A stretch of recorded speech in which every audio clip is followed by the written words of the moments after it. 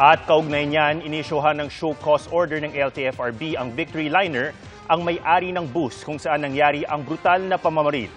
Pinagpapaliwanag ng LTFRB ang kumpanya kung bakit daw hindi dapat bawiin o kanselahin ang kanilang prangkisa matapos ang insidente. Kasunod yan ng umano'y kabiguan nitong maghatid ng ligtas na pampublikong transportasyon.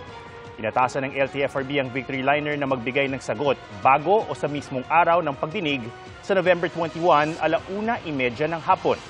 Ayon naman sa pamunuan ng Victory Liner, nakuha na nila ang kopya ng show cause order. Sasagutin daw nila ito at dadalo rin sa pagdinig. Mga kapuso, samahan nyo kaming tumutok 24 oras. Bisitahin at mag-subscribe sa GMA Integrated News sa YouTube. Sa mga kapuso abroad, bisitahin ang GMA Pinoy TV at www.gmanews.tv.